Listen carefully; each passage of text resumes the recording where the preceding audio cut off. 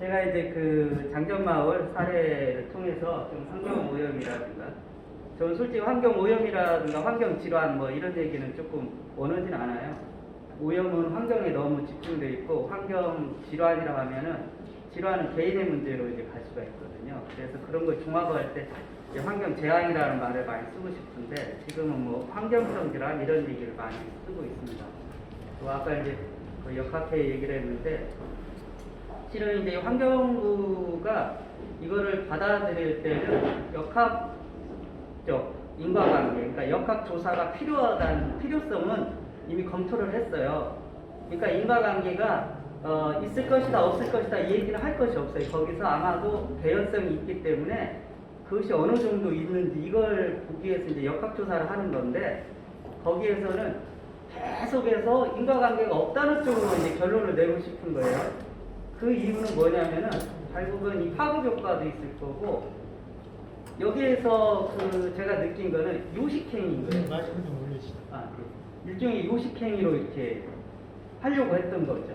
그러니까 계속해서 똑같은 얘기만 이제 계속 했던 그런 걸 제가 느꼈었고요. 그리고 환경부 뒤에는 환경부에서 용역을 받는 뭐 서울대라든가 기타 이제 중앙에서 활동하는 이제 같은 계열의 교수들인데, 그리고 그런 전문가 집단이 또 있었어요. 그러니까 제가 한 가지 반박을 하면은 10가지 반박이 이제 들어오는 거죠. 그러니까 그 쉽지 않은 얘기였고, 그때 스트레스가 굉장히 많았었는데 아무튼 잘 됐습니다. 그래서 요 얘기를 좀 하기 전에요. 그 담배라는 것에 대해서 조금 이해를 다 아시겠지만 그래도 해보면 좋을 것 같아요. 여기 이제 보시면은 담배에 이렇게 그 많은 성분들이 있습니다. 그래서 예를 들어서 발암물질, 마들 저정도고요. 그와 관련된 질환들이 이렇게 돼 있습니다. 이거는 전국 기관에서 나온 겁니다.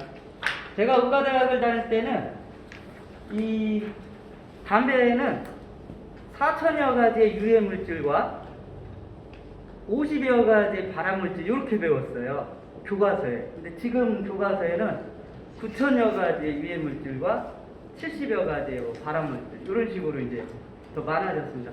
근데 담배라는 식물이요, 모든 걸 흡수하는 성격이 있어요. 그래서 유해 물질이고 뭐고 다 흡수를 합니다. 그래서 그 다음에 담배를 이제 맛을 좋게 하다 보니까 가양 뭔가를 계속 집어넣어요. 여러분들 뭐 면 같은 거 질기다 하면 연화제 넣는 거고요. 색깔이 좀 저기 하다 하면 표백성도 뭐 넣고 하듯이 계속 집어넣습니다. 왜냐하면 담배를 계속 맛있게 해줘야 팔겠죠. 그래서 이렇게 많은 물질이 들어가게 된 거고요.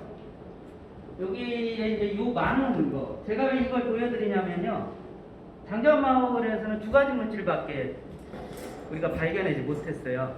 밝혀낼 수가 없었어요. 그 2가지 외에. 그러니까 2가지 외에는 그 수천 가지는 전혀 밝혀내지 못했고, 결국은 그 수천 가지 물질하고 관련된 다른 질환도 우리가 밝혀내지 못했고, 그러니까 아주 일부만 우리가 갖고 있다는 거고요. 장전마을에 지금 나와 있는 모든 자료들은 아주 빙산의 일각이라는 것만 이제 일단 얘기를 드리기 위해서 이걸 보여드렸고요. 그다음 흡연에는 종류가 3가지가 있어요. 여러분들 혹시 직접 흡연, 간접 흡연까지는 아시죠? 근데 지금은 이제 3차 흡연까지 이제 제가 설명을 하려고 그래요. 일단 연기에 의해서 되는 거는 1차 흡연과 2차 흡연이 있어요. 1차는 직접 본인이 빨아들인 거고요. 2차 흡연은 옆에 사람. 근데 2차 흡연이 훨씬 더 독한 건 아시죠? 나는 쭉 빨아들이니까 완전 연소가 되지만 옆에 사람은 불완전 연소된 거니까 훨씬 위해 물질도 많고, 그 다음에 3차 흡연은 뭐냐면요, 이 연기 외에 보이지 않는 거예요. 그러니까 어떤 화학적 잔류물입니다. 이 연기가 배어들어서 결국 남은 거죠. 여러분들, 내가 이제 내 자녀를 위해서 요즘 많이 이제 흡연 뭐 집에서는 안 하죠. 밖에 나와서 피웁니다. 그러고 들어옵니다. 그러면 아기한테 그 담배 피해를 피했다고 생각할 수 있을까요, 없을까요? 몸에 다 배어 있고요, 내뿜는 호흡에 다 들어 있습니다. 그러니까 내 아이를 위해서 집에서 안 피우고 밖에서 피우고 들어왔다는 것은 아무 의미가 없어요. 그래서 그런 개념으로 이해하시면 됩니다. 그래서 3차 흡연은 이렇게 1, 2, 3차라는 게 있고, 제가 조금 혹시 이제 말이 빠르더라도 시간이 제가 1시간으로 알고 있어서 좀 얘기를 합니다. 자, 여기 보시면은 요 자료들도 보시면은 이런 간접흡연이라는 것은 강요된, 강제된 흡연이에요. 내가 원하지 않으면서. 그래서 여러분들 예전에는 흡연권이 훨씬 강했어요. 왜냐하면 세금을 많이 내니까. 여러분들 담배값의 75%가 세금입니다. 그래서 혐의권 인정된 지가 불과 10년도 안 돼요. 여러분들 코로나19도 어떻습니까? 반강제적으로 외부 효과가 있으면 격리도 시키고 하죠. 그래서 그런데 이제 어쨌든 이런 것들 때문에 여기 보시면은 이렇게 2차 흡연, 간접 흡연이 이렇게 피해가 크다는 걸 제가 말씀드립니다. 그래서 폐암뿐만이 아니라 관상동맥 질환이라든가 이런 모든 것들 요게 있는데 제가 이걸 보여드리는 이유는 요 3차 흡연을 얘기하려고 해요. 2차 흡연이나 3차 흡연이나 큰 차이가 없다. 그러니까 간접 흡연은 거의 동일하다고 보시면 됩니다. 담배 연기가 보이니까 막 좀 더 피해를 볼 것 같고 보이지 않으니까 피해가 없을 것 같고 하지만 거의 차이가 없다는 거고요. 여기서 보시면은 이 3차 흡연은 담배 피우는 거에 다 사람부터 해서 주변 환경 이 계단물부터 해서 다 이제 배이게 되는데요. 이게 이제 문제가 진공 청소기니면 우리가 생각하는 일반 청소로는 안 없어져요. 여러분들 혹시 카풀하고 할 때도요, 담배 피는 사람 같이 타면 안 돼요. 그 차도 타서는 안 되고, 싫어요. 좀 있으신가 보네요. 그래서, 여기 보시면 3차 흡연의 노출 경로가 뭐냐면, 3차 흡연 누적된 물건 표면을 만지면 피부를 통해서 올 수도 있고요. 호흡을 통해서 들어올 수도 있고요. 식기류라든가 이런 것만 해도 다 들어온다는 겁니다. 네. 이 정도만 해도 이렇게 피해를 되는데, 여기 이제 보시면 제가 이제 여기 이런 얘기를 썼어요. 이 3차 흡연의 위험성에서 약 250여 종이 이미 밝혀졌습니다. 자, 그럼 250여 종만 밝혀졌냐? 그게 아니에요, 실은. 담배는 항상 생각해야 될 게, 대한민국의 담배는 누가 관리하냐면요, 보건복지부가 관리하는 게 아니라 기재부에서 관리합니다. 그러니까 기재부는 뭐 하는데요? 그렇죠, 세금 뜯어내는데요. 그래서 담배 사업법에서 관리를 해요. 즉 담배 사업을 진흥시키는 데 목적이 있습니다. 국민들의 건강이 아니라. 그래서 대한민국은 담배 사업을 어떻게 하면 잘하게 할까 고민해요. 기재부에서는. 그래서 다른 이제 선진국들은 어떻게 하냐면은 그 수많은 물질을 넣은 사람이 알지 어떻게 알겠어요. 그래서 그걸 다 공개하도록 합니다. 여러분들 그 상품 라면 하나라도 보면은 다 들어있는지 다 기록이 돼 있죠. 몇 개나 들어있습니다. 라면에 한 60여 가지 들어있어요. 이렇게 들어가는데 안 맛있어 이렇게 하는 거죠. 근데 담배에는 그 수천여 가지를 다 공개를 해야 되는데 대한민국은 니코틴하고 타르 두 가지만 공개하게 돼 있어요. 나머지는 너희들이 궁금하면 너희들이 검사해서 다 알아내라는 식이에요. 그렇게 해야 담배 장사를 쉽게 할 수가 있죠. 그래서 그런 부분들이 있어서 250여 종은 우리가 밝혀낸 거지 그 외의 것들이 없다 그런 뜻은 아닙니다. 그래서 항상 담배를 접근할 때 그렇게 해야 되고요. 여기서 보시면은 이 장기간에 걸친 낮은 수준의 노출이 있어요. 이 3차 흡연은 천천히 저농도로 만성으로 잔류를 한다는 특성이 있습니다. 그래서 그 당시 상황만 이해해서는 절대 안 된다는 거예요. 장기전으로 가야 되고요. 언제 어떻게 나타날지 몰라요. 그 수많은 물질이 일으키는 질환이 또 수많은 여러 다양하고 그 다음에 그 기간이 평생 이어진다고 생각하면 언제 어떻게 누가 노출된 사람에서 나타날지 아무도 모른다는 거예요. 그것을 네가 관찰하 이렇게 하는 건 굉장히 부당한 일이 될 수 있고요. 여기에서 이제 요 비교를 해보면 여기 가운데가 이제 비흡연자가 0.33이라고 보시면 2차 흡연, 간접 흡연, 2차 흡연자가 0.58로 보시면 저희 3차 흡연 0.51이에요. 여기 이제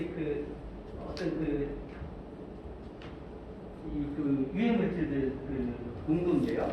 그래서 실질적으로 좀 밝혀진 것만 보더라도요. 비흡연자 가정에 대해서 2차 흡연, 그러니까 외부에서 흡연하는 가정이 약 7.5배 이런 니코틴 농도가 있으면은 요게 의해서 이제 집안에서 직접 이제 그 2차 흡연에 노출되는 게 이보다는 6.3배인데 3차 흡연도 이 정도로 높다.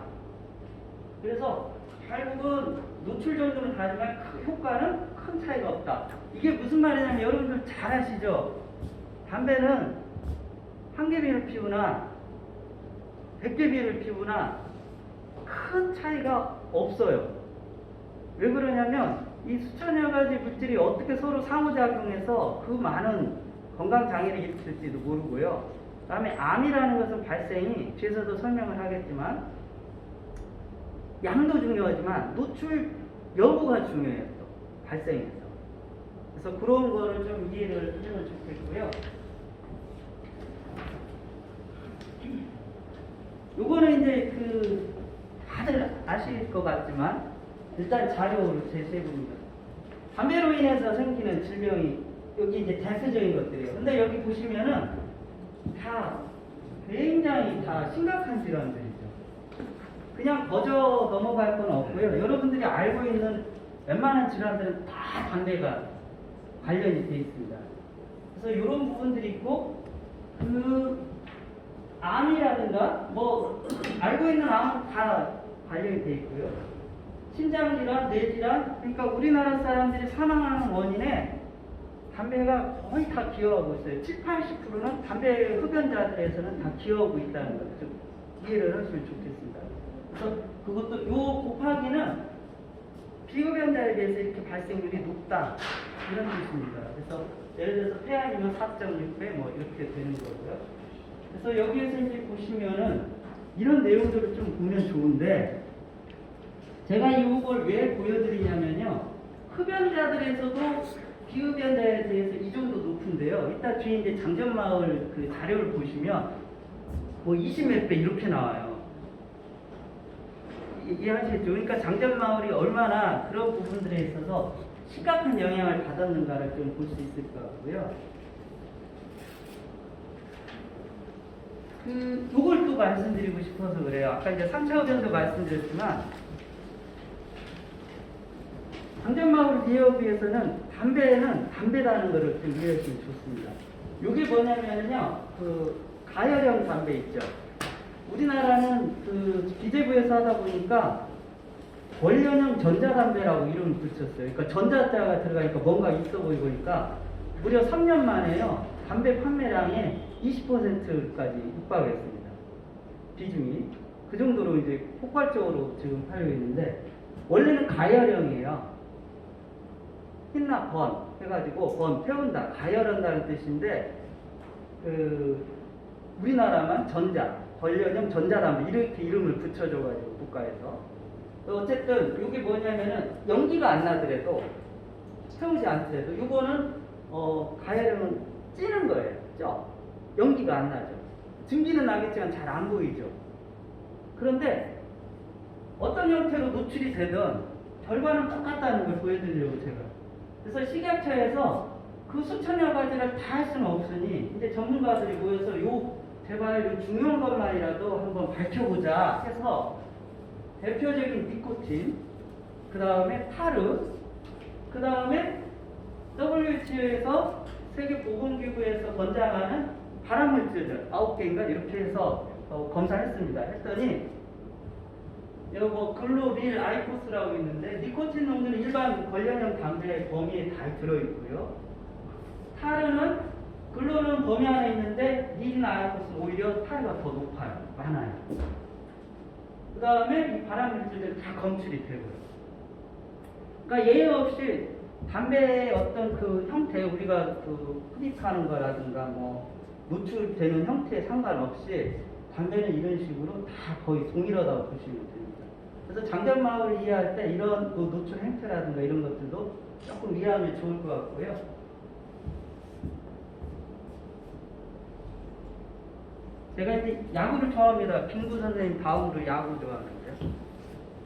안 웃으시네? 같은 거잖아요.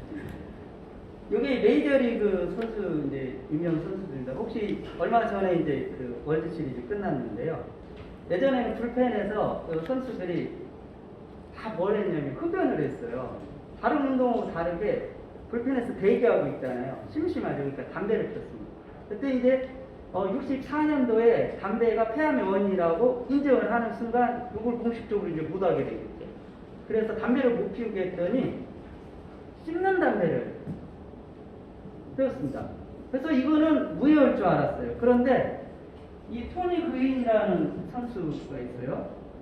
여기가 앞으로 3,000번을 나와서 안타 하나를 못 쳐도 누적 타율은 3할을 유지하는 사람입니다. 20 몇 년간 할 때인데 뭐 3할 9푼 4를 해가지고 뭐 4할을 잠깐 못 오겠는데 우리나라도 이종범이 예전에 마지막 경기에서 설사나가지고 안타 못 쳐가지고 3할 9푼 7리가요 4할 못 넘은 적도 있는데 그 정도 되고요.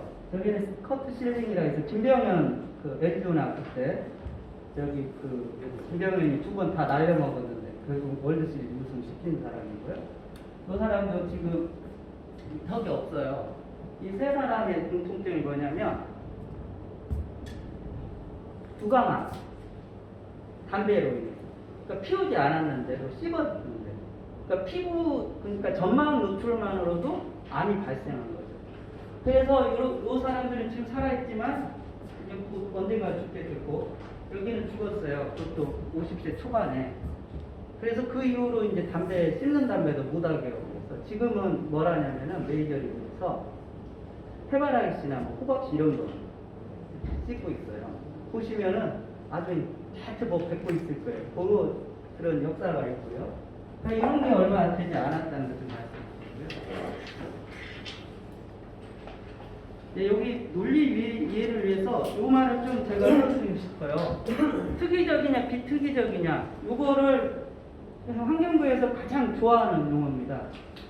그래서 원인과 결과에서 특이적이냐 비특이적이냐 특이적 질환은 질병 발생 원인으로 특정 요소를 확인할 수 있는 것을 말해요. 그러니까 쉽게 생각하면 1대1 대응이 되는 거예요. 어떤 요인이 있으면 그 질환과 특정하게 요인이 딱 원인이 결부되는 경우죠. 그래서 대표적인 게 성면하고 악성 중피종, 규소화 집회증. 요거는 그냥 딱 요거 외에는 다른 게 없어요. 성면하면 악성 중피종. 악성 중피종은 또 다른 원인이 있냐? 거의 없어요. 그런데 요걸 요구해요.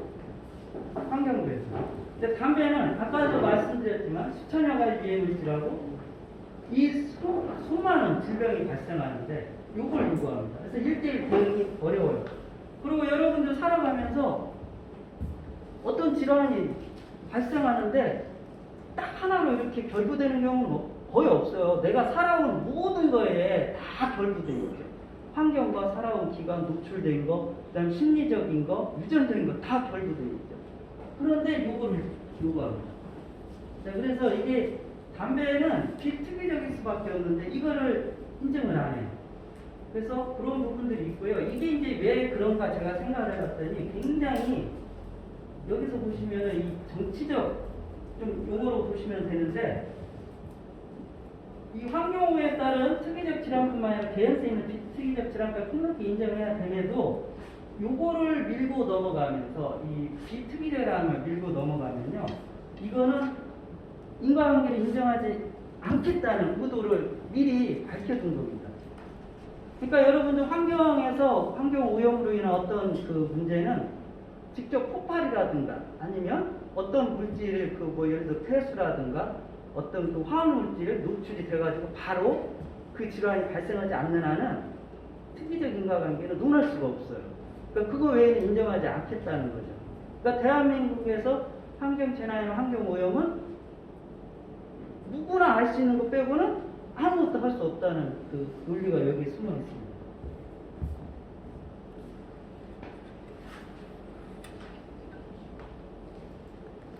그다음에 이제 사전 예방의 원칙이라는 거를 좀 이해하시면 좋은데요. 이건 뭐냐면은 사람이나 환경에 있어서 심각한 피해를 줄일 가능성이 있다면 인과관계가 과학적으로 확실하지 않더라도 증명되지 않더라도 필요한 조치를 취해야 한다 이런 겁니다.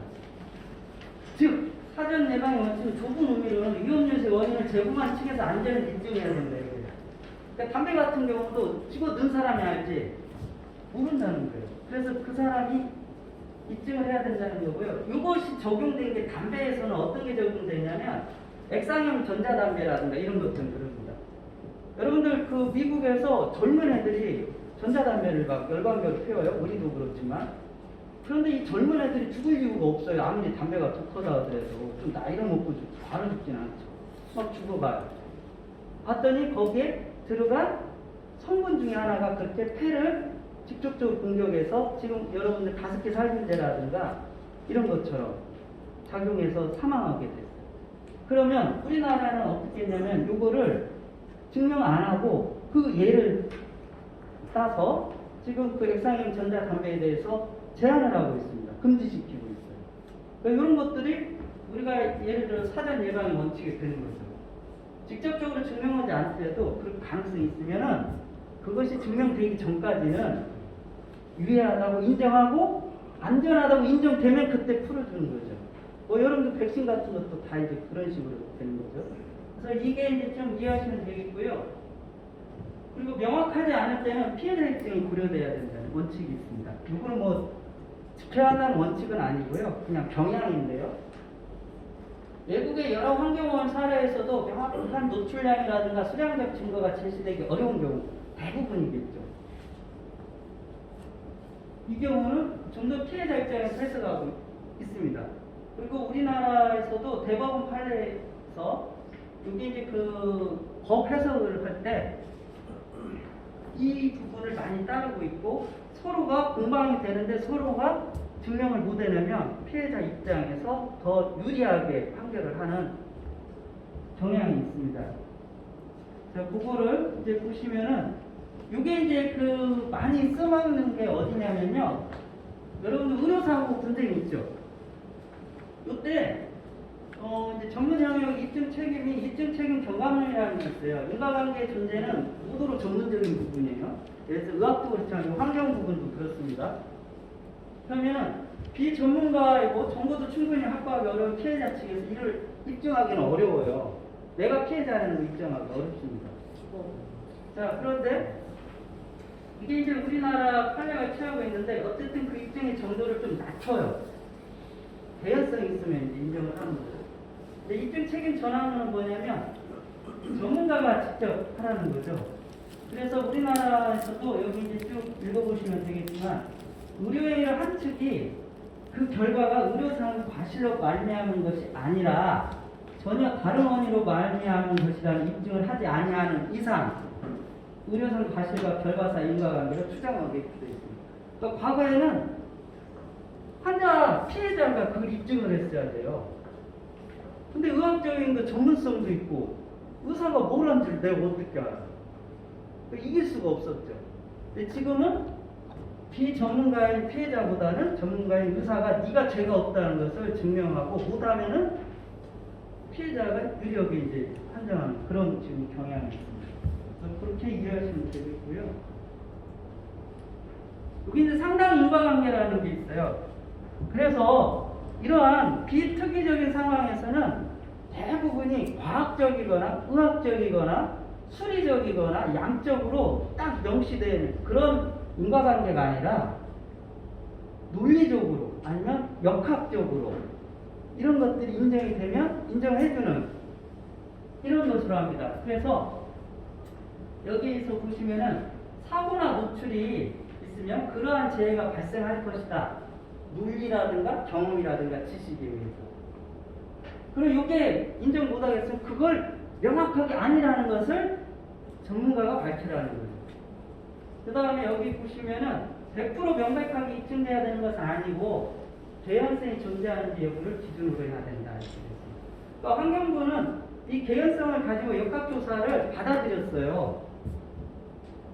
그러니까 여기에서 그 인과관계가 어느 정도냐면 얘기해줘도 되는데 여기에서 계속 개연성만 갖고 물고 늘어지는 거예요.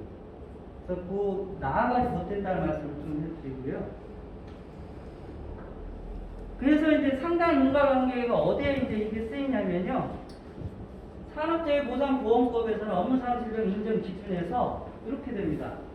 정부를 대신해서 근로복지공단 그다음에 전문가가 여기 이제 그 장문위원도 있고 뭐 있겠죠. 그래서 여기에서 인과관계가 명백히 없다고 증명하지 못하면 인과관계를 인정합니다. 그러니까 여기서 명백하는 건 100%. 그러니까 거꾸로 1%만 있어도 인과관계 인정할 수 있다는 거고요. 왜 이게 이제 1%만 있어도 되는지는 뒤에서 제가 다시 설명해 드릴게요. 그래서 증명의 책임을 피해자가 아닌 근로복지공단에 지우고요. 여기 인과관계 대상은 굉장히 포괄적으로 합니다. 그래서 새롭게 발생한 관련 질병, 그 다음에 기존 질환이 악화된 것도 인정을 해줍니다. 그러니까 발생이 아니라 그 질환이 내가 갖고 있던 질환이 노출된 걸로 인해서 악화된 거나 진행 속도가 빨라지면은 이것도 인정을 해줍니다. 그래서 굉장히 포괄적으로 해준다는 걸 말씀드리고요. 그 다음에 노출 과거력을 굉장히 중시한다. 그래서 그 말씀을 좀 드립니다. 그 다음에 이제 그 계속 환경부가 얘기한 것이, 야, 그 노출됐다는 증거를 제시해다. 근데 제시를 할 수 없습니다. 왜 그러냐면 안타깝게도 이 담배와 관련된 여러 가지 생체 그 대사물질들이 있어요. 이제 대표적인 게 이런 것들이 니코틴, 뭐 코틴인 뭐 이런 거 다 있는데 이번 장전마을에서는 그나마 긴 것이 TSNA예요. 다른 거는 대부분 보십시오. 뭐 시간이죠. 시간 단위잖아요. 그런데 이것이 그나마 6주 정도 돼요. 그런데 6주밖에 안 되고. 여러분도 아시죠? 역학조사는 공장 가동 중지된 지 1년 후에 했어요. 그래서 중지시키지 마라. 오히려 여기 10몇 년 동안 때 버티다가 왜 갑자기 중지시키냐. 어차피 노출, 그래서 좀 보호막 하고 뭐 보호구 착용하고 좀 버티고 이것 좀 하자 했는데 그냥 바로 문제 될 것 같아요. 그때는 또 바로 중지시켜가지고 가동이 안 됐습니다. 근데 6주밖에 안 되기 때문에 1년 후에 조사원들 이게 나올 수가 없죠. 근데 이게 짧은 반감기인데 요거 계속 증명할 수 없다. 환경부는 이 물질을 찾아내라. 못 찾죠. 이거 내놓으라 하면 할 수가 없는 부분인데 계속 이 부분을 요구했습니다. 그래서 역학 연구라는 것을 또 이해를 좀 하면 좋겠는데요. 역학 인과관계는 뭐냐면 역학조사는 왜 하냐? 그럼 명확하게 과학적 실험을 통해서 증명하는 게 아니에요. 못하니까 이 상당 인과관계를 밝히기 위해서 논리적 접근을 하는 겁니다. 그 논리적 접근에는 과학적 연구 방법을 통해서 하는데요. 그래서 여기서 보면은 인과관계라든가 그 개연성을 위해서 실시하고요. 특히 집단을 대상으로 해서 시간, 공간, 인적 특성에 따라서 이런 부분들을 합니다. 그래서 여러분들 코로나19 역학조사에도 이 원칙을 적용하고 그거에 따라서 관리를 하고 방역도 하고 합니다. 여러분들 코로나19 내가 감염이 됐어요. 누구한테, 언제, 어디서, 어떻게 감염되고 어떻게 합니까? 바이러스는 보이지 않고, 그리고 바이러스가 들어왔다 해서 내가 걸리는 것도 아니고 내가 이겨낼 수도 있고 그렇죠. 그러나 이런 시간적으로 공간적으로 또 어느 정도 밀접하게 접촉해 있고 그 환경이 얼마나 밀집돼 있었고 얼마나 같이 있었는지 이런 것들을 가지고 실제로 인과관계를 해서 접촉 여부, 감염 여부를 밝히죠. 근데 실제로 거의 맞잖아요. 그렇죠. 그렇게 해서 격리시키고 하면 더 이상 전파 안 되잖아요. 그래서 역학조사라는 것은 이런 거를 가지고 접근하지 그 바이러스를 거기서 찾아내고 이 사람이 나한테 옮긴 그 바이러스, 그 바이러스는 어떻게 알아요? 이 비말 하나에도 수억 개, 수천만 개의 바이러스가 나오는 거예요. 그래서 이런 역학조사의 방법이 이렇게 사용된다 이렇게 생각하시면 되겠고요. 그다음에 역학연구 방법에서 계속 그 환경부에서 요구한 게 요겁니다. 표본수가 적다. 장전마을 주민은 100명밖에 안 됩니다. 표본이 아무리 많아도 100명밖에 안 돼요. 그 중에 또 상당수가 또 죽었죠. 그런데 이 표본 규모가 중요한 거는요. 인과관계를 밝히는데 이용되는 게 아니라 통계, 현황을 알 때요. 여러분들 그 뭐 인구조사나 뭐 이런 거 하죠. 몇 명이 아프고 있는데 몇 명이 얼마나 직업은 뭐 갖고 있고 누가 이런 거 밝힐 때 하는 거예요. 이미 이거는 장전마을 주민들이 몇 명이 아프고 있고 이게 다 나온 거예요. 근데 규모가 적다. 저 말에는 얼마나 어폐가 있냐면요. 그럼 대단 규모로 어느 정도 있으면 인정할래. 그럼 뭐 예를 들어서 10,000명, 그럼 10만 명, 그럼 100만 명이 저기 오면 더 좋겠네. 그러면 서울이나 도시는 무조건 해주고요. 우리 전라북도는 웬만하면 다 안 해주겠다는 얘기죠. 그렇잖아요. 여러분들 예를 들어서 코로나19가 서울에 100명이 발생했어요. 익산에 50명이 발생했어요. 어디가 더 심각합니까? 익산이 훨씬 심각하죠. 분모를 생각해야죠. 그래서 그런 부분들이 있는데 요거는 그냥 현황만 파악하면 되는 거고요. 요걸 가지고 인과관계가 있을 수 있다 이런 개연성을 보고 역학조사를 하라고 한 거예요. 그런데 이제 와서 다시 요거 가지고 물건을 해줍니다. 그래서 역학조사에서는 뭘 했냐면요. 여기 가설을 설정하면 여기는 가설을 건정하는데 그래서 요거는 숫자로 얘기하는 게 아니라 비교. 똑같은 조건인데 뭐 하나만 예를 들어서 장전마을하고 다 비슷한 마을이 있어요. 그런데 금강릉산이라는 것이 있냐 없냐, 그 다음에 암 발생 환자가 높냐 안 높냐 이런 식으로 비교를 가지고 증명해내는 연구 방법입니다. 그래서 요걸 했고요. 그래서 이걸 가지고 인과관계를 논하는 겁니다. 그리고 이 연구 방법은 여기 이제 그 환자 대조군 연구라는 게 있는데 요거는 숫자가 적을 때 더 중요해요. 좋아요. 할 수 있어요. 다른 건 숫자가 적으면 할 수가 없는데 예를 들어서 암 환자가 있으면 암 환자는 거의 대부분 어디로 와요? 병원에 오죠.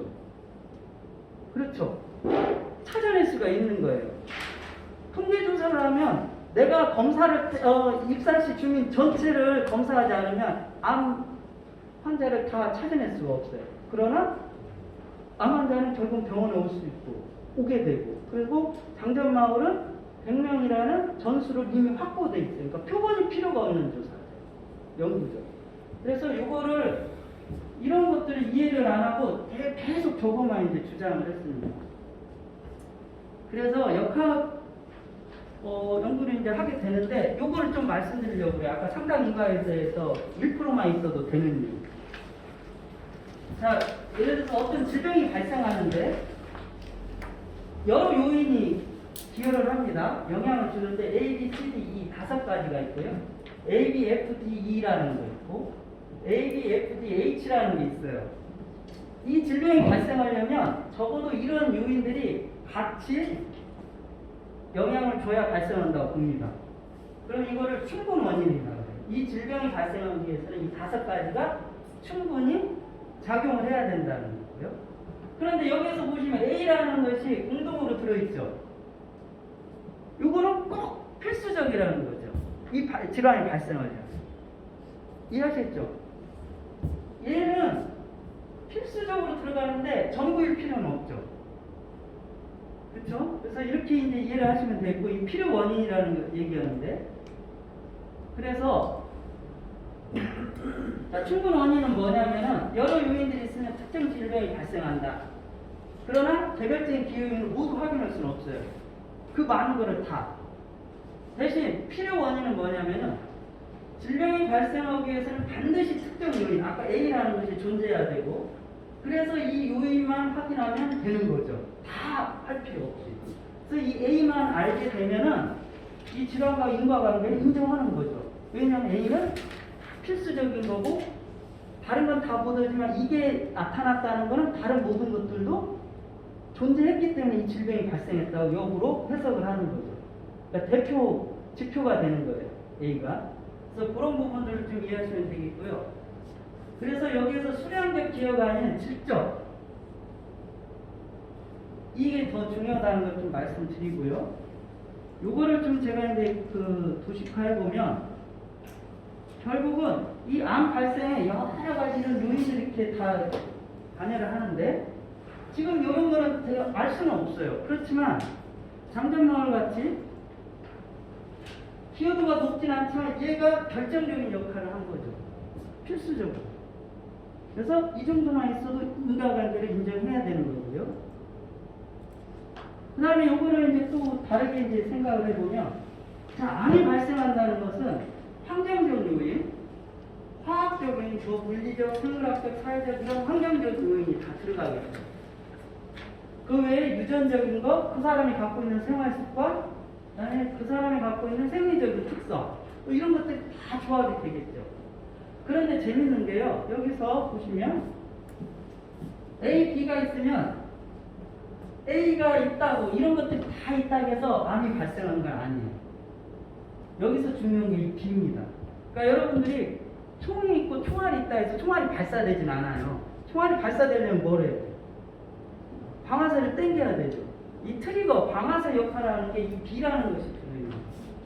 근데 이것이 어떤 것이 작용할지는 모르죠.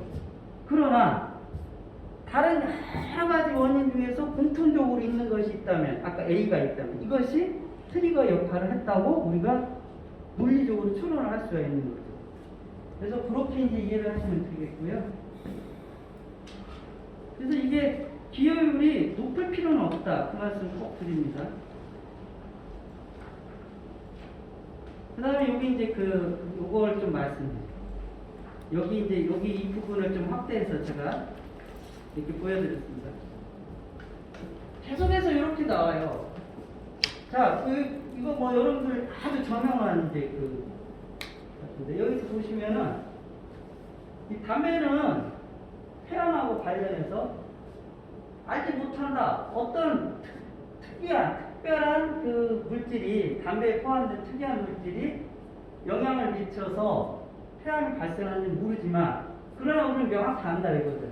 75%에서 80%는 담배가 폐암을 일으킨다. 이거는 이미 다 밝혀졌다는 거예요.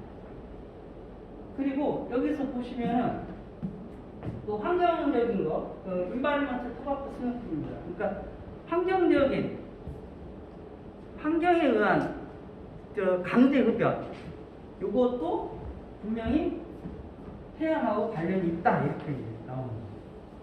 여기 명확하게 이렇게 다 되어 있습니다.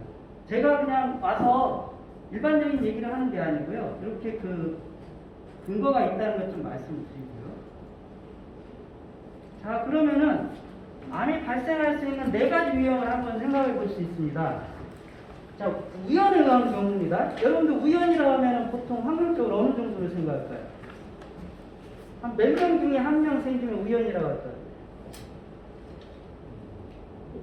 보통 과학적으로는 10의 6승, 즉 100만 명 중에 한 명 정도 나타나는 걸 우연이라고 하고요. 100만 명 중에 한 명 정도 이렇게 좋은 쪽으로 발현되면 그걸 기적이라고 합니다. 이제 보통 과학적 기준은요. 자, 그러면은 결국 우연에 의해서 발생하는 경우는 발생자가 많겠어요, 적겠어요? 굉장히 극히 소수일 뿐이에요. 자, 장전마을은 100명이에요. 거기서 몇 명이 발생해요? 38명. 예. 그러면 이 경우에 이거는 결코 아니라는 거죠. 그렇죠? 그 다음에 선천적이나 유전적 요인에 의해서 됩니다. 자, 선천적인 거나 유전적 요인에서 되는 거는 많을까요, 적을까요? 유전 질환은 많지 않죠. 이것도 굉장히 희귀 질환이죠. 그리고 누가 발생해요? 가계, 유전적으로 가까운 사람들이 되는 거죠. 그러면은 한 가족만 발생했나요? 근데 가족 중에 또 장전마을에 살지 않는 사람도 안 걸렸어요. 그러죠? 그러면 이것도 아니에요. 자, 그 다음에 생활습관 관련 이런 행체적인 요인. 암은 생활습관하고 많이 관련이 되니까요. 물론 장전마을 주민 중에는 흡연자도 있었어요. 자, 그렇지만 요거는 생활습관이라고 하는데 농촌마을, 특히 함남면에 장전마을, 함나산 밑에 장전마을만 있으니까 그 주변에 다른 여러 가지 마을들이 있죠. 그 마을에서는 이렇게 생활습관의 행태적 요인이 큰 차이가 있다고 볼 수 없죠. 뭐 농업인들 사는 게 다 그렇잖아요. 일 뭐 특별한 게 더울까요? 그렇지 않아요. 그럼 비슷한 마을을 봤는데 거기는 안 보여요. 여기만 이렇게. 자, 그래서 봤더니 환경적 또는 직업적 위험 요인이 남달라요. 자, 마을 주민들은 환경적으로 뭐가 있어요? 다른 데와 다른 금강농산이 있었습니다. 유해 물질이 나왔고요. 그 다음에 직업적 위험 요인, 직업적으로 노출도 될 수 있죠. 누가 직업적으로 노출됐을까요? 금강농산 근로자들이죠. 그래서 역학조사할 때 이 부분에서 다른 그 마을 지역, 대조 마을을 선정하고 그 다음에 환경적인 것도 다 조사했지만 또 뭘 했어요? 금강농산 근로자들의 암 발생이라든가 이런 것들을 꼭 찾아보라고 했죠. 처음에는요, 역학조사 정말 이렇게 표현하면 그렇지만 정말 요식행위 하려고 아예 작정을 했었어요. 아마 계셔서 알겠지만 중간보고할 때 최재철 위원장이 명패에 던졌습니다. 본인이 노무현 대통령인 줄 알고 막 던졌어요. 그 정도. 아무것도 안 가지고. 아예 할 생각도 없었고, 조사한 것도 없고, 조사할 생각도 없었죠. 그래서, 이런 부분들에 의해서 이제 그때 이런 것들을 계속 조사해라 해갖고, 조사가 되고, 결과가 그나마 나온 거고요. 그래서 억지로 해서 그런지, 끝까지 이제 인과관계 인정을 안 하려고. 그래서 이 부분들을 이해하면 될 것 같고요. 그래서 이제 장전마을 역학조사 이제 결과해서 결론을 보여드리기 위해서 이해를 돕기 위해서 앞에 서론이 길었습니다. 그 사전 이해를 위해서. 자, 여기서 이제 보시면은 환경성 질환이라는 것 제가 되게 싫어하는데 아무튼 공식으로는 환경성 질환 이렇게 표현을 하니까. 그 환경성 질환은 특정 질병과 특정 원인 물질과의 인과관계 규명이 쉽지 않고 대부분 비특이적이다. 왜 그러느냐? 일반적으로 여러 요인이 복합적으로 관여할 뿐만 아니라 비환경적 요인, 생활습관이나 유전 요인, 노화 이런 것들이 다 작용해요. 그 다음에 미리 질환 발생을 예측하고 추적조사, 그 사람이 어떻게 변해가고 뭐에 노출되고 어떻게 얼마나 노출되는지를 조사하고 기록하지 않는 한 도저히 알 수가 없는 거예요. 그러니까 정량화하기가 어려워요. 그 다음에 대부분 이 질환들은 다 만성 질환이라서 잠복기가 길어요. 노출 이후에도 굉장히 오랜 후에 발생할 수도 있어요. 당장 발생하면 이 코로나19나 이런 것처럼 딱 노출이 되면 바로 나타나면 좋은데 그렇지가 않아요. 수십 년 이상 걸릴 수도 있다는 거예요. 그 다음에 이게 이제 또 그렇죠. 자, 암이라든가 호흡기 심내혈관이나 면역질환, 이제 기저질환자가 볼 수 있겠죠. 이 사람들은 임상 양상이나 경과가 다른 임상질환과 비슷해요, 다. 결국은 이게 환경성 질환인지 일반 그냥 노화에 의한 질환인지 이런 것들을 구별해내기가 어렵죠.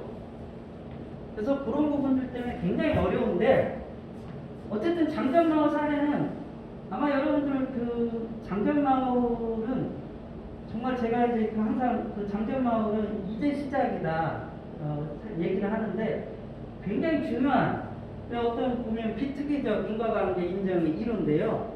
아마 다시 이렇게 하기는 쉽지 않을 거예요.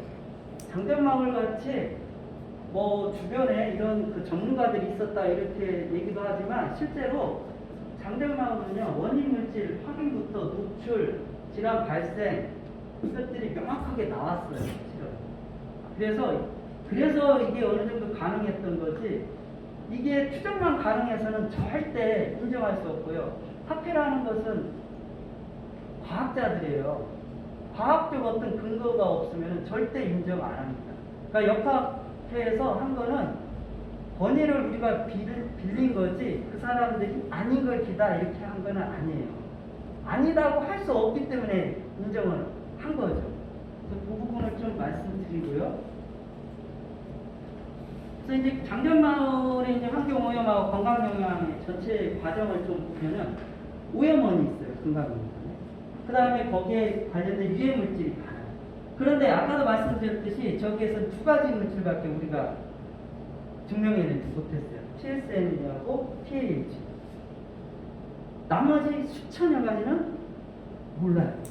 그러니까 앞으로도 좀 더 폭넓게 이것을 봐야지 저기 두 가지 봐서는 굉장히 아직도 그 코끼리 진짜 다리 발가락도 못 보고 있다 이렇게 보시면 되겠고요.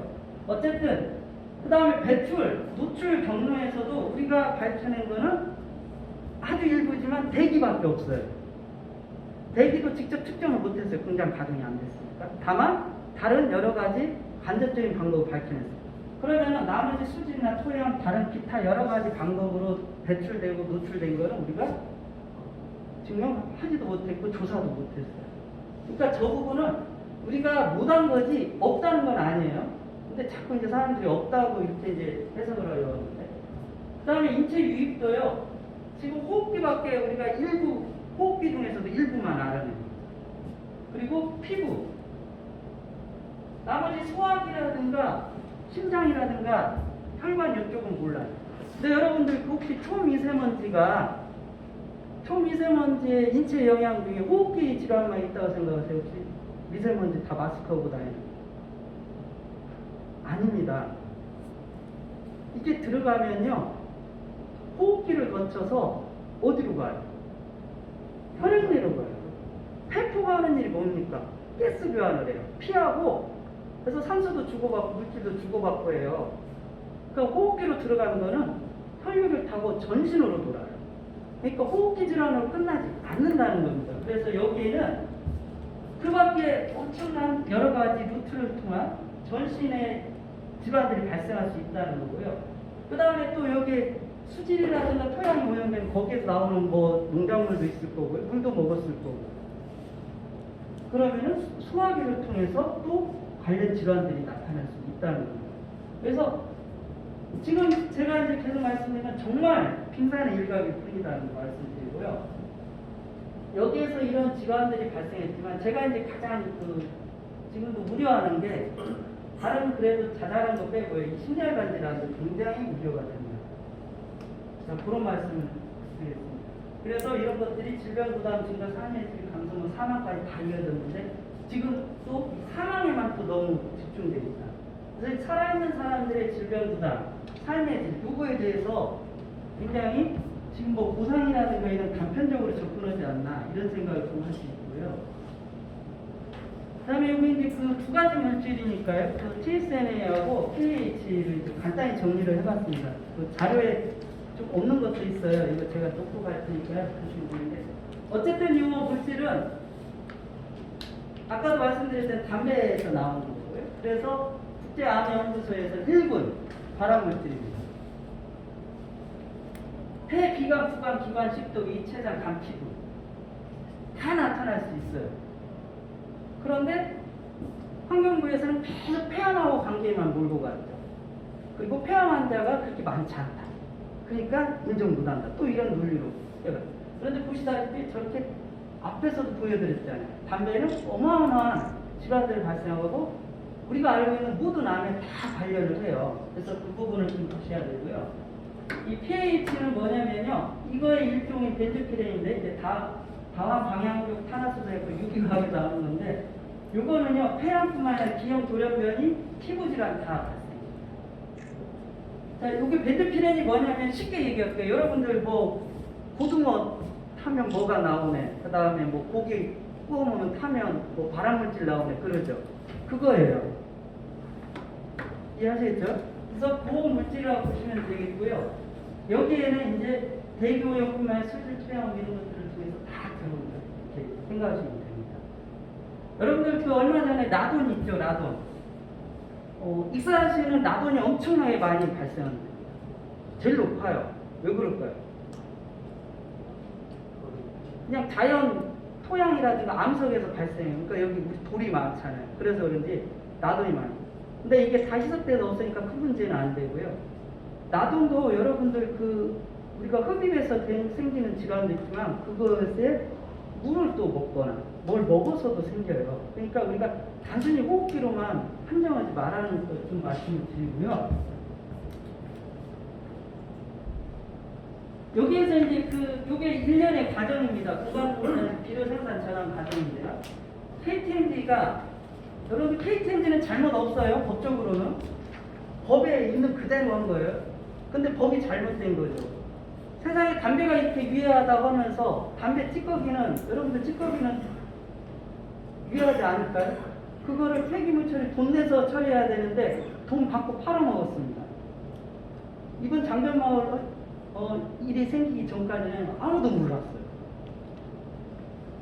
다음에 여기 이제 여기에서 납품을 해서 풍롱이라는 이제 어떤 비료계 또 대기업이죠. 여기 이름을 다 몰랐어요. 여기에는 그냥 이웃만 추구하면 돼요. 담배 어쨌든 여기에서 나온 것은 과정이 어쨌든 모르는 거예요. 그런데 여기에서 원래 이제 인가된 게 여기 썩혀가지고 폐비를 만드는 건데 금강농산이 부가가치세 높이고 이윤을 추구하기 위해서 연소를 시켜서 과열해서 유기질 비료를 만듭니다. 자, 근데 이 연소라는 것을 좀 생각하셔야 돼요. 여러분들 그 불라면은요, 평소에는 여러분들 집에서 살아도 아무 문제 없죠. 불라면은 그 연소물질 흡입하면 바로 죽거나, 여러분들 그 불 한 5분 만에 꺼져도 사망자가 많이 나오잖아요. 이 연소라는 것은 화학적 현상을 바꿔버려요. 그러니까 유해하지 않았던 것도 유해 물질이 나오고요. 새로운 물질이 만들어지기도 하고 기존의 물질이 안 좋은 물질로 전환되기도 합니다. 그래서 이 연소라는 것이 그런 그 속성이 있는데 이거는 누구나 이쪽 분야에서는 알 수 있을 텐데 이거에 대해서 아무도 모르는 거죠. 알고 넘어갔으면 더 이제 말할 필요도 없고요. 그래서 이 연소 과정이라는 거에 대한 아마 중학교 그 과학만 배웠어도 다 알 수 있는 것들인데 이런 것을 그냥 넘어갔던 거죠.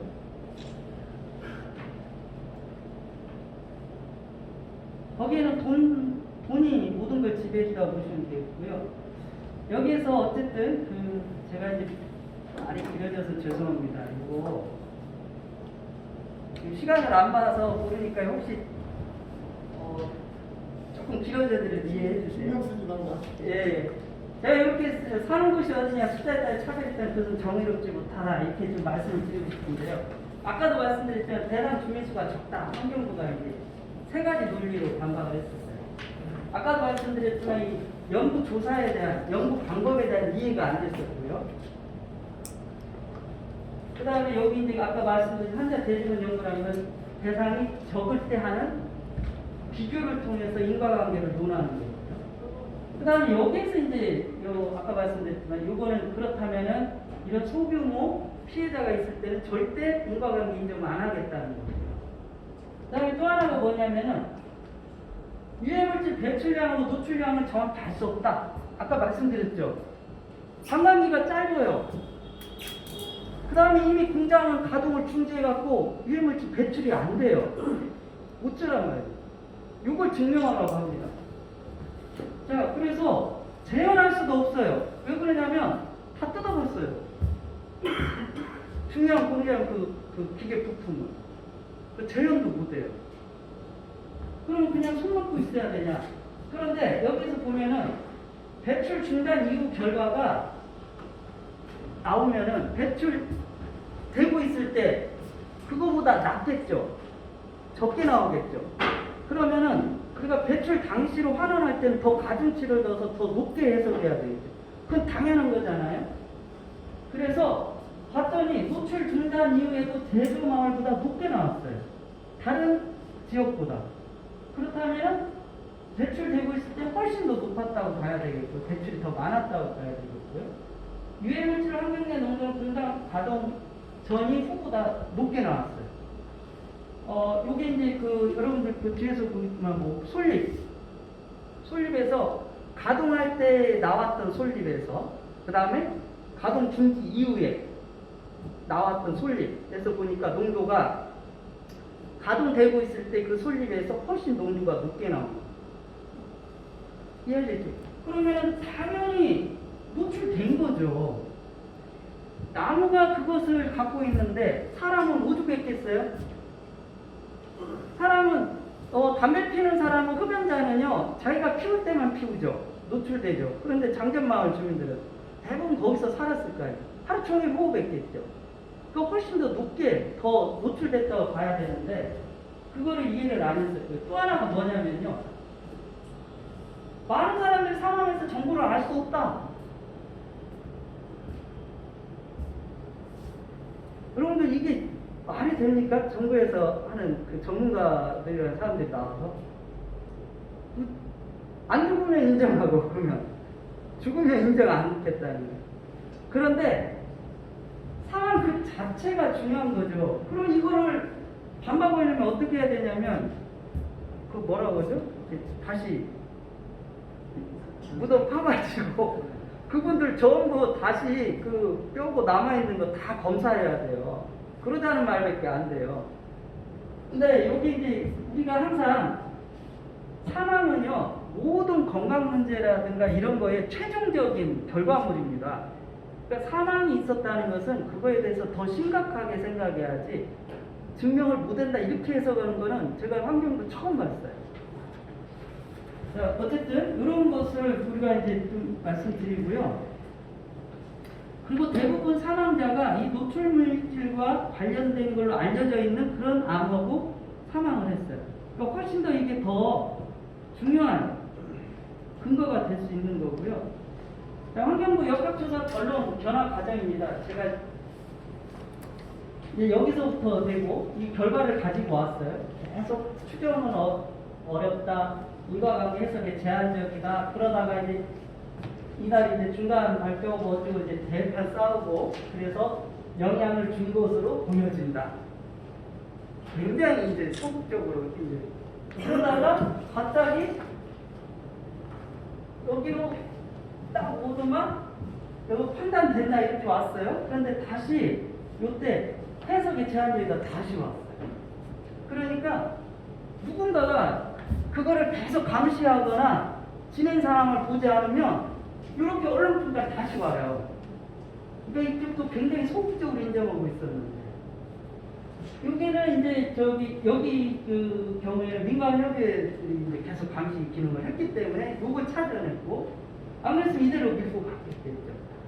누구도 얘기하지 않아요. 그래서 이제 아까 손문선님께서 말씀하신 것처럼 이렇게 토론이라든가 이런 것들 그리고 여기에서 도저히 결론이 안 날 것 같으니까 그러면은 그 국회의원이나 이런 전문가 있는 데서 그러면은 역학회에다 공을 넘겨보자 제안을 한 거예요. 공식적인 자리니까 거기서 아니라고 노 할 수가 없었죠. 그래서 볼이 넘어간 거예요.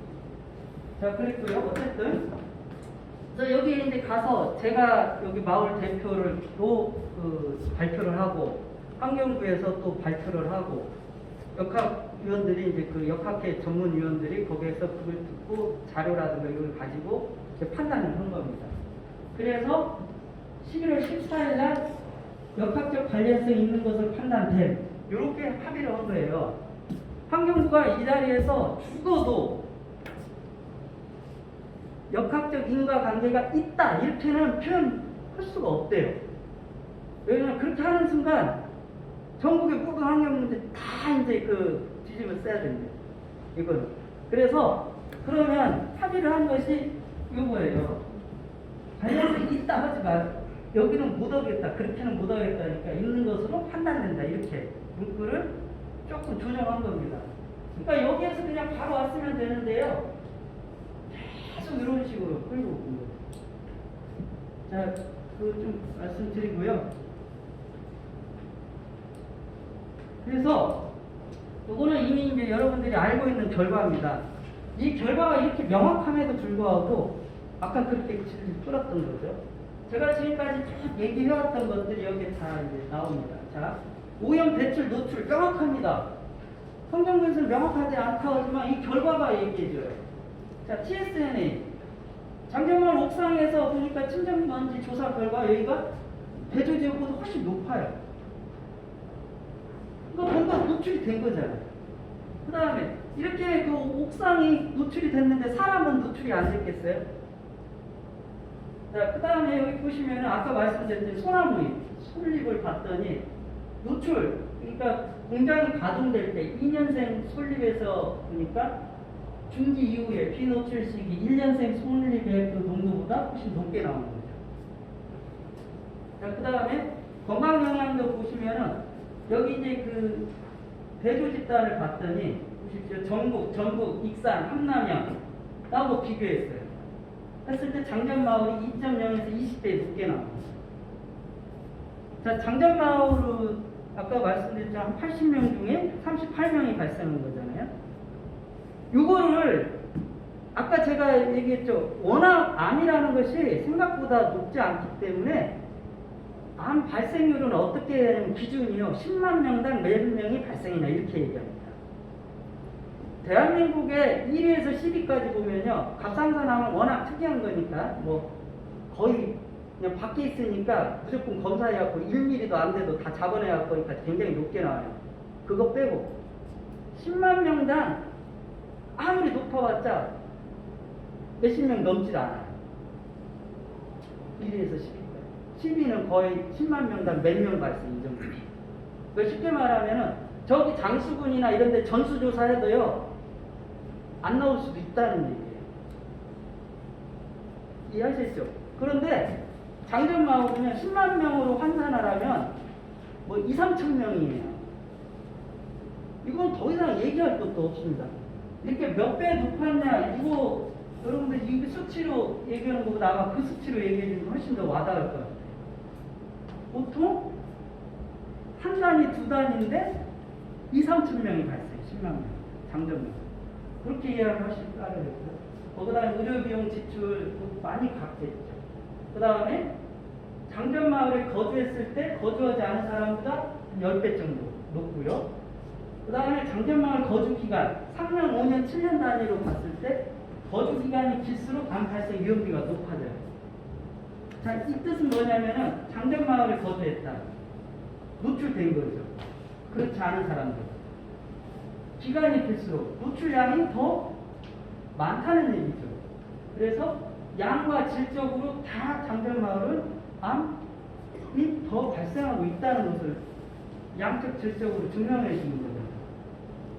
여기 보시면 장전마을 암 발생률이 10만 명당 3만 7천 1000명 단위가 아니네요. 제가 계산을 잘못 읽은 3만 7,500명 이 정도 돼요. 그런데 우리나라 일반적인 암 발생 10만 명당 몇 명, 몇십 명 말씀을 좀 드립니다. 그 말씀을 좀 드리고요. 피부질환. 피부질환은요, 여기에서 중요한 게 있어요. 그 pH, 아까 그 피부질환 유발물질하고 인과관계 다 공인돼 있다 있잖아요. 그리고 여기 보시면 IG1학에서 이게 항체인데요. 요거는 노출이, 그러니까 접촉이라든가 노출이 되지 않으면 안 나오는 거예요. 즉, IG 검사를 했을 때 대조지역보다 높다는 것은 이 유해물질에 분명히 노출이 됐다는 것을 얘기합니다. 이거는 노출이 되지 않고는 나오지 않아요. 즉 쉽게 말하면 접촉성 피부염이에요. 접촉이 돼야 나오는 거라고 생각하시면 되겠고요. 그 다음에 3차 흡연 노출 아까 여기 말씀드렸던 것 같고요. 그래서 이런 데에 다 이게 훨씬 나았다는 거. 그 다음에 정신건강은 뭐 이로 인한 여러 가지 요즘 코로나 블루라고 해서 뭐 코로나로 인한 우울증 이렇게 하는데 굉장히 그 우울증 했더니 안 좋은 건 아시죠? 뭐 자살 뭐 이런 거 극단적 선택으로 이어지니까 저는 이제 코로나 우울이라고 얘기하지 말고 요즘 이제 좀 순화해서 코로나 스트레스라고 얘기하자 하는데 어쨌든 장전마을 주민들 이런 거 저기 조사를 하니까 인지기능 장애뿐만 아니라 이런 것들이 굉장히 낮아지고 있어요. 이 인지기능이라는 건 뭐냐면 치매하고 관련된 거예요. 쉽게 말하면 건망증하고 다릅니다. 내가 핸드폰을 어디다 뒀지? 이건 건망증이에요. 굉장히 자연스러운 거예요. 근데 이 핸드폰을 보고 이게 뭐지? 쓸 줄을 몰라요. 에이 또 버리지. 왜 이게 있어? 이렇게 되는 거예요. 그래서 인지기능 장애는 그 자체를 인지 못하는 겁니다. 그래서 시간적인 거, 장소, 사람 이런 것들을 전혀 인지 못하는 것이 이제 그렇게 가면 치매가 되는 거죠. 그 다음에 이제 여기 보시면은 여기 인지기능 장애에 대한 원인으로 니코틴이 의심되는데 이것도 아직 밝혀내지 못했고요. 자, 그 다음에 여기 이제 요거 아까 제가 말씀드렸죠. 근로자들. 그래서 근로자들도 여러분들 주민들보다 누가 더 많이 노출이 됐을 것 같아요? 근로자가 더 노출이 됐겠죠. 물론 그분들은 보호구 착용을 했다면은 덜 노출도 됐었겠지만 어쨌든 노출이 됐다고 생각하고 그래서 조사를 해봐라 했더니 보십시오. 같은 일반 인구 집단에 비해서 직장인 인구 집단 대비 이렇게 10배, 36배 이렇게 크게 나와요. 그러니까 이분들도 노출된 거기 때문에 그래서 이런 결과들을 가지고 인과관계 판정 기준이라는 게 있어요. 우리가 많이 사용하는 거에 이게 완벽하진 않습니다. 그러나 이것보다 더 완벽한 게 없기 때문에 이거를 인정 기준으로 삼습니다. 자, 이걸 힐스크라이처라 해서 힐이라는 사람이 이 중에 전부가 아니고요. 9가지인데 이 중에 한 가지라도 해당이 되면 인과관계를 인정하자. 이런 그 기준입니다. 그런데 장전마을은 제가 이렇게 정리를 해보니까 9가지 중에 8가지가 해당이 돼요. 그래서 하나씩 이제 보시면은 원인과 결과의 시간적 선후 관계입니다. 그래서 금강농산 운영 전에 비해서 후에 아무튼 여러 가지 질환이 투가 발생했어요. 일반적으로 뭐 노인도 있고 그렇기 때문에 질환은 발생했겠죠. 이 정도 발생 수준이었는데 저 후에 이렇게 튄 거죠. 그 다음에 관련성이 강조인데요. 아까 그 몇 배 이거 있었죠. 그게 이제 뭐 아주 레시오, 렐러티브 리스크 뭐 이런 그 지표 가지고 하는 건데 암 발생기가 보니까 그렇게 훨씬 높게 나왔죠. 이게 여기에 해당됩니다. 그 다음에 일관성. 대상이 달라지고 환경이 달라져도 그게 노출됐다면 똑같이 나와야 되죠. 그래서 이거를 갖다 붙이니까 마을 주민뿐만이 아니라 근로자에서도 일관되게 높은 암 발생이 나온 거죠. 발생 비율가. 그래서 여기에 해당되고요. 그 다음에 특이성. 대소환경부는 비특이적이다 하는데 여기서 보시면은 대주마을에 비해서 금강농산이 가동됐고 여기에서 이 유해물질 TSNA나 PAH가 나왔다. 그리고 그와 관련된 질환들이 발생했다. 이게 이제 특이적인 거예요. 왜냐하면 저게 없는 데는 이게 발생이 안 했거든요. 그 다음에 양 반응 관계인데요. 노출량이 많아지면은 질환도 많이 발생한다는 겁니다. 술 많이 먹으면 계속 더 취하는 것처럼. 봤더니 거주 기간이 길수록, 즉 노출이 많을수록 암 발생기도 높아집니다. 그래서 여기에 이제 해당이 되겠고요.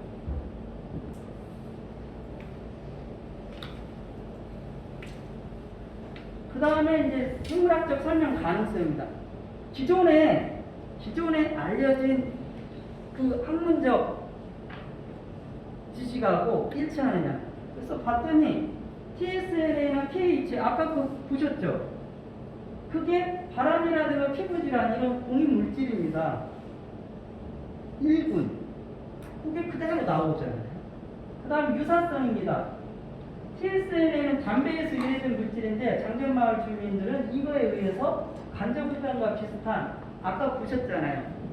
환경, 인바이먼트 토바코 스모킹 보셨죠? 그런 결과들하고 같은 질환 발생 양상을 그대로 보여줬고요. 그 다음에 이제 실험적 입증인데요. 이거를 이제 사람 가지고 실험은 못했지만 간접적으로 이 솔립 실험을 통해서 그 다음에 이 접촉성 피부염에서 아까 그 IgE라든가 이런 것들을 찾아냈기 때문에 이것도 여기에 해당이 된다고 볼 수 있습니다. 그래서 이 9가지 중에 무려 한 가지만 있어도 되지만 무려 8가지가 해당이 됩니다. 그래서 이거는 이 분야 학자라면은 오히려 인과관계가 없다고 부인하기가 더 어려운 상황이에요. 그래서 그 말씀을 좀 드리고요.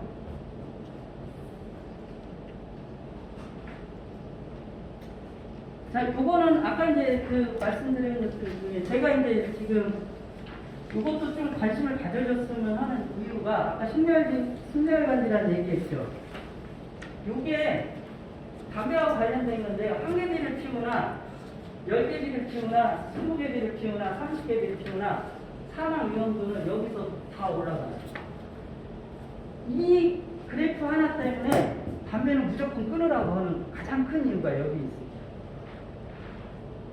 위험도가 이게 이제 그러면 수치 이렇게 하니까 더 많이 올라가는 것 같죠. 이게 무슨 뜻이냐면은 쉽게 해석하면 아파트 30층이나 20층이나 달걀을 떨어뜨리면 어떻게 되겠어요?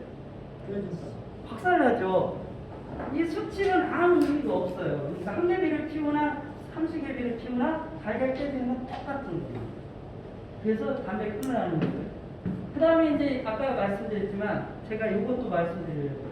여러분들 초미세먼지 엄청 신경 쓰시죠? 그런데 담배 하루에 5개를 피우는 것이 초미세먼지 우리나라 가장 안 좋은 날, 한 달 동안 계속 밖에서 호흡하는 것보다 이게 훨씬 더 많이 노출이 됩니다. 자, 아까도 말씀드렸지만 이 초미세먼지, 즉 담배 이런 성분들에 아까 연소 물질이잖아요.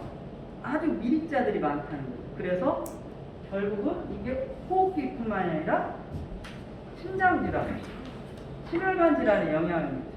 그러니까 초미세먼지는요, 우리가 규제하는 가장 큰 이유가 호흡기 질환이 아니라 심혈관 질환 때문에 그럽니다. 이제 일반인들이 그거를 이제 잘못 이해하고 있는데 그 말씀 좀 드리고요. 제가 이제 여기 좀 이제 마무리를 좀 하려는데 마무리도 길어져서 이거 많이 이제 보셨을 거예요. 스위스 치즈 모델이 하이니 법칙 뭐 이런 걸 얘기하는 거예요. 스위스 치즈 모델이 뭐냐면 스위스 치즈가 구멍이 꽁꽁꽁 뚫려 있대요. 여러분들 옛날 여치기 보시면 구멍 꽁꽁 뚫려 있죠. 이게 여기서 여기까지 뚫리려면요 확률적으로 거의 불가능해요. 그러니까 이런데 다 허점이 있었는데 우리가 모르고 있었던 것 뿐이고요. 이게 하나로 이렇게 투과돼서 발생을 할 정도면 이 과정에서 제가 이제 보면 허가, 승인, 그 다음에 뭐 이런 산업, 장려, 감시, 관리, 감독 모든 것들이 하나도 안 이루어졌어요. 이 중에 한 가지만 이렇게 틀어지고 하나라도 제대로 됐으면 발생을 안 합니다. 여러분들 세월호 그때 보셨잖아요. 뭔가 하나만 제대로 됐어도 그 일이 발생하지 않는데 이렇게 완벽하게 뚫리는 거죠. 그래서 마을 주민들한테 노출된 거예요. 그럼 이런 것들이 결국은 다 누구가 책임이 있겠어요? 결국은 이 환경 문제는 국가 책임일 수밖에 없는 거고요. 그 다음에 여기 하이니 법칙이라는 것이 있어요. 이거는 어떠한 심각한 결과가 나올 때는요, 아주 작은 사소한 결과가 29, 그 다음에 일상에서 보이지 않는 이게 300까지가 나타나요. 그러니까 300대 1대 29대 300. 그러니까 우리가 이게 나타나면요, 대부분 사람들이 뭐냐면 왜 재수없게, 왜 하필 나한테 이런 일이 벌어지지 이렇게 얘기하지만 실은 그 안에 내가 평소에 잘 몰랐던 사소한 일이 29가지가 있었고요. 알지도 못했던 300가지 일이 이렇게 있었던 거예요. 이것들이 계속해서 이렇게 나옵니다. 그러니까 이게 수많은 일이 벌어질 때까지 아무것도 안 했다는 얘기가 되는 거죠. 그래서 그 말씀을 드리고요. 그래서 여기서 이제 보시면은 환경문제는 왜 국가 책임이냐면요. 여기서 보면은 다 산업화, 돈 이런 것들을 국가가 환경을 담보로 국민들의 건강을 담보로 그것만 추구했잖아요. 이제는 우리가 어느 수준까지 왔잖아요. 그러면 이제 사람 중심으로 가야 될 때가 됐어요. 그래서 환경 문제는 결국 국가가 책임져야 됩니다. 원인을 제공할 수 있어요. 그 다음에 인과관계 해석에서도 좀 더 폭넓게 피해자 이익을 우선으로 해야 될 것 같고요. 여기에서 이런 사례들은 어디서나 나타날 수 있다는 거죠. 이게 비단 익산시 장벽마을 문제뿐만이 아니죠. 그런 시설들은 전국에 셀 수 없이 많을 거라는 생각이 들고요. 여기에서 이제 제가 이제 말씀드리고 또 하는 그 요지 중에 하나가 역학적 조사라는 것은 집단 인정, 집단에 대한 것을 인과관계를 밝히는 거기 때문에 개별 인정은 당연히 해야 된다. 왜 그러냐면 아까 말씀드렸잖아요. 그 수많은 물질, 그 수많은 질환, 그 다음에 그 오랜 기간 동안 언제 어디서 어떻게 누가 나타날지 모르기 때문에 그 상황에서 개별적으로 평가할 수는 없어요. 그렇지만 그럴 수 있다고 인정을 해야 된다는 거죠. 왜 이게 이렇게 안 하고 개별 인정을 해서 개별 평가가 들어가면요, 전부 집단으로는 분명히 인과관계가 있는데 개별로 가면 100% 인과관계 없습니다. 왜 그러냐면 몰라요. 그래가지고 여러분들 국민건강보험공단에서 흡연자 그 담배 관련해서 건강보험 예산이 너무 많이 들어가니까 KTNG를 상대로 소송을 벌였죠. 집단에서는 다 인정이 돼요. 근데 개별로 가서는 100% 패소합니다. 그래서 대부분 선진국가들은 이 소송을 하면은 대부분 개별 인정을 안 하고 저 집단을 인정하고 그냥 조정을 해버려요. 그래서 그런 거 좀 말씀드리고, 그래서 요 예에서도 여러분들 가습기 살균제 있죠? 가습기 살균제 600만 명이 노출됐어요. 지금 3-4천 명이 사망했어요. 나머지는 언제 죽을지 몰라요. 지금 계속 폐질환 앓고 있고, 아까 말씀드렸지만 전신순환을 통해서 또 다른 전신질환이 나타나고 있어요. 그런데 개별 소송 지금 한 건도 성공 못하고 있어요. 그런 상황입니다. 그래서 이 부분도 우리가 집단에 인정하면은 개별은 당연히 인정해줘야 된다. 지금 상황에서 요거를 판단해버리면요, 나중에 어떻게 나타나는 사람들은 제외될 수밖에 없는 거고요. 그래서 이 장별마을 같은 경우 사후 감시체계 운영에서도 노출 가능한 모든 사람, 지역, 물질 다 포함돼야 됩니다. 지금 이 두 가지밖에 없다. 그래서 이 TSNA가 노출됐다는 것은 이게 이제 담배에서 유래된 거기 때문에 대표물질로 인정하고 담배에 포함된 아까 우리가 찾아내지 못했던 검사도 할 수 없었던 그것들도 다 인정을 하고 그와 관련된 질환도 인정을 해줘야 된다는 거고요. 그래서 발생 가능한 모든 질환, 그 다음에 발생 가능한 모든 기간, 결국은 평생이 되겠죠. 여러분들은 제가 이제 장전망을 가면 애들도 있죠. 가장 불쌍한 게 애들이에요. 청소년들이고 젊은 사람들. 아시잖아요, 여러분들. 성인이 돼서 노출된 거하고 성인 이전에 노출된 거하고 그 결과는 어마어마하게 차이 납니다.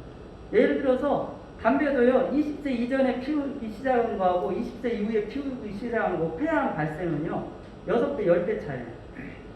그리고 15세 이하에서 피우면요 그게 이제 또 곱하기 몇으로 갑니다. 그래서 그런 부분들, 그러니까 지금은 뭐 시기적으로 나이 드신 분들이 이제 얼마 살 날이 없고 안 남았고 이분들이 이제 급하게 뭔가 해줘야 된다는 생각은 맞지만 지금 논의에서 제외된 게 그 사람들이에요. 이 사람들은 지금 발생 절대 안 할 겁니다. 나중에 시간이 더 지나야 발생하죠. 그때는 아무도 관심 안 가질 거고요. 그거에 대해서 논의조차도 안 될 겁니다. 그 다음에 이제 여기 이제 포괄적 종합대책이라고 좀 했는데요. 제가 이제 조금 나눠봤어요. 사람하고 환경하고 돈하고. 글쎄 지금 환경은 어쨌든 이것저것 막 쏟아 부었죠. 근데 진짜 개념이 없었던 게 어린이 테마공원 한다고 막 한테 돼가지고 부랴부랴 저기 협의회 이름으로 반대했는데 애들 갖다 거기다 뒹굴게 하는 거죠. 자, 그랬고요. 어쨌든 그 다음에 보상 요 문제는 지금 진행되고 있는 것 같고요. 근데 보상이 결국은 이 마을 주민들한테 이게 결국은 돈이 모든 걸 가리는 이런 상황도 될 수도 있다는 좀 생각을 해보고요. 저는 이걸 더 중요하게 봐야 된다고 생각해요. 평생 건강관리 체계. 건강관리 추가 모니터링 해야 되고요. 아까 말씀드렸잖아요. 평생 가기 때문에. 그리고 얘네들이 젊은 애들이라든가 애들은 크면은 장전마을을 벗어날 거예요. 그러더라도 얘네들 추적조사 계속 해줘야 되는 거예요. 그리고 뭐 저런 정신질환이라든가 심리 이런 것들에 대해서도 계속 봐야 돼요. 그래서 요거를 딸랑 그냥 뭐 하는 것보다 역량을 키우고 그럴 만한 어떤 재원을 확보하거나 아니면 양성을 해가지고 거기 투입해야 돼요. 지금 뭐 자꾸 저기 하니까 그냥 당장 뭐 저기 해서 하고 뭐 이런 게 아니고 지금 보건진료소를 거기다 설치를 할 겁니다. 근데 원래 이제 그 농특법에 보건진료소 설치하고는 좀 안 맞아요. 근데 어쨌든 제가 이제 평가위원도 다양히 있고 해서 결국은 거기 설치돼서 아마 거기 되긴 할 텐데 그거 이상 아무것도 없는 거죠. 그래서 그런 부분들 좀 말씀을 드리고요. 여기 이제 범정부 차원 체계적인 뭐 이렇게 했는데 지금 사람은 속과도 있고 환경 뭐 이런 거 얘기만 되는데요. 광역 지자체, 그러니까 여기 전라북도하고 시, 왜 하필 나한테만 그러고 그 전두환도 아닌데 왜 나만 갖고 그러고 있는데 환경부가 지금 직접적으로 두드러 맞고 있고요. 근데 기재부 책임도 굉장히 커요. 왜냐하면 이렇게 양성하고 장려한 거는 결국은 기재부거든요. 담배에 관련해서. 농진청도 어떻게 보면은 무지의 대가죠. 담배 그 부산물을 그렇게 할 수 있도록 해준. 근데 그 사람들이 뭘 알았겠어요? 누가 넣으니까 내가 그 거기에서 이득 보는 사람이 그 문구가 있는지 어쩐지 몰랐겠죠. 그러니까 지금까지 있고.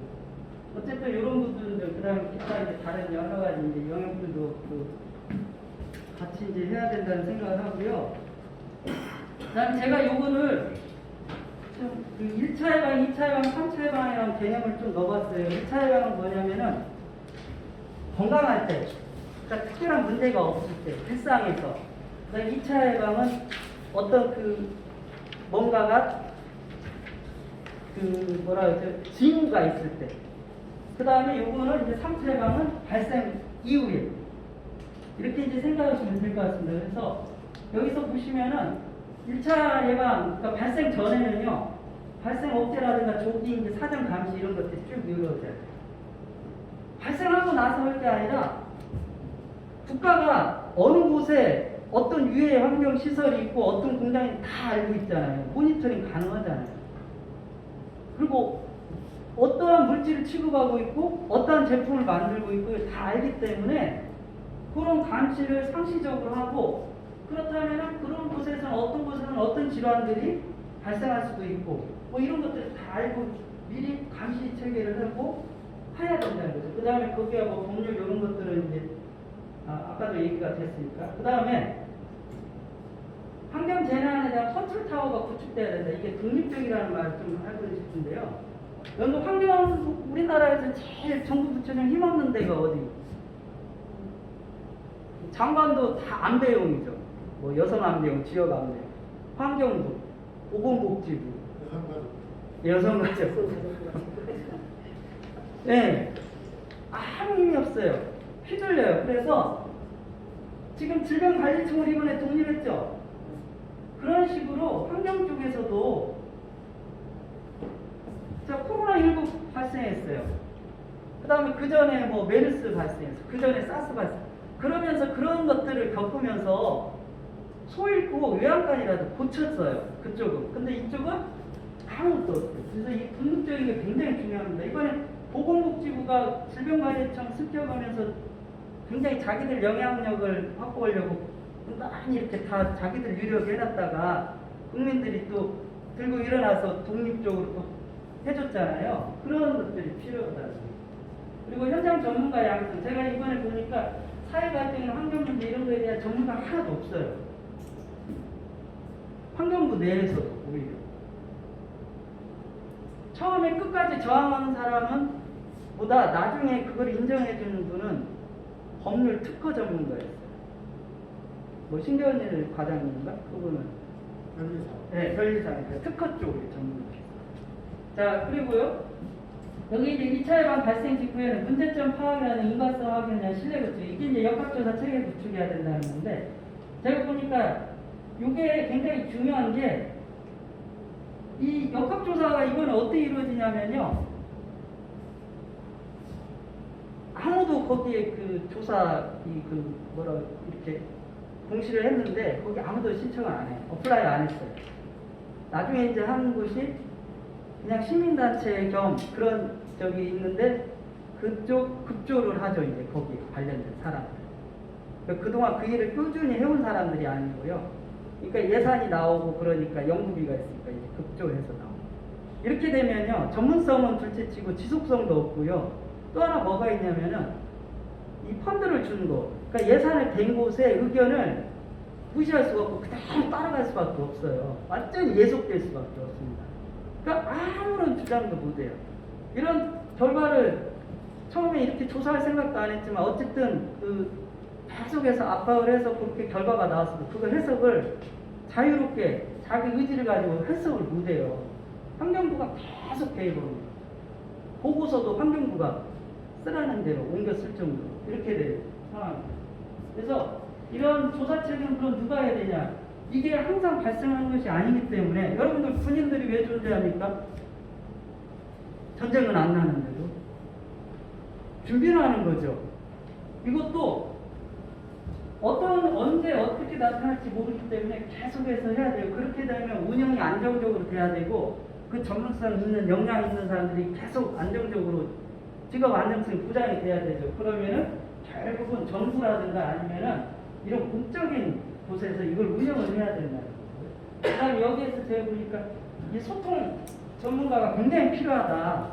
장전마을 주민들의 그 의견, 그러니까 최재철 위원장은 하는 게 맨날 소리 지르고 두드리고 이거밖에 소통이 안 돼요. 그래서 그런 부분들 있고, 그 다음에 여기 이제 사후관리 발생 이후에는 아까도 말씀드렸지만 이런 그 시스템이 구축돼서 법률 피해자 구제 정말 그다음에 요 부분도 제가 좀 말씀드리고 싶은데 환경부하고 시하고 각자 놀아요. 이게 중앙하고 지방이 연계되고 이런 것들이 어떤 그 조직화돼 있고 체계화돼 있으면 이렇게 그나마 쓰는 예산이라든가 이런 것들이 그렇게 막 산발적이고 뭐랄까 서로 각자 이렇게 하진 않았을 것 같아요. 그래서 그런 부분들이 굉장히 아쉬웠고요. 그다음에 요거 이제 아까 말씀드렸죠. 이 부분 이런 것들이 갖춰져야 된다. 이 말씀을 좀 드립니다. 그래서 요거를 좀 더 이제 구체적으로 얘기를 하면은 이제 능동적으로 환경보건 감시도 해야 되고 생체 모니터링도 해야 된다. 결국 이거는 굉장히 그 시간과 그 다음에 의지의 싸움이기 때문에 결국은 국가가 이걸 해야 돼요. 아무도 못합니다. 그래서 장기적으로 추적이 가능해야 돼요. 이 사람이 과거에 뭐가 노출됐고 어떻게 살아왔는지를 모르기 때문에 인과관계를 말하지 못한 거였잖아요. 그래서 계속해서 추적할 수 있게 이렇게 해야 됩니다. 예를 들어서 저 미국 같은 데는요, 플래닝 온 스터디라고 해서 5만 명을 추적하고 이렇게 하는데요. 그걸 통해서 심혈관 질환이라든가 암의 원인들이 다 밝혀졌는데요. 지금 40년, 50년이 지났는데 지금도 유지가 돼요. 다 죽어도 유지가 돼요. 그 2세대까지. 근데 1년이면요, 매식적으로 거기다 쏟아붓습니다. 우리는 절대 그렇게 할 수 없지만 어쨌든 그런 데도 있더라. 그래서 여기 이제 보시면은 요거 이제 좀 얘기를 좀 해드릴게요. 예를 들어서 캘리포니아 같은 경우는 이제 우리나라 국가에 해당되니까요. 공중보건국 내에 환경보건조사과가 있어서 여기에서 역학조사를 책임을 집니다. 환경 문제가 발생하면. 그래서 암 역학조사를 주관한 환경역학분과에 역학자를 비롯한 25명의 분과원이 있습니다. 전문가가 25명이 이걸 전문적으로, 지속적으로, 안정적으로 보고 있고 객관적으로, 독립적으로 이걸 수행하고 있다는 거고요. 그래서 이제 우리는 미래입니다. 여기 현재를 슬라이드에 도저히 못 쓰겠더라고요. 그래서 미래를 얘기하는데 이렇게 돼야 하지 않겠나. 그리고 이번 기회에 한국역학회도 이런 거에 대해서 굉장히 관심을 갖게 됐으니 앞으로 역학조사라든가 이런 거에서 연계를 한다거나 아웃소싱을 이 학회에 준다거나 해서 아까 그런 그 문제점이나 이런 것들을 현실을 좀 인정하고 좀 효율적으로 운영해 볼 수 있는 방법들이 있지 않겠냐 이렇게 생각을 해봅니다.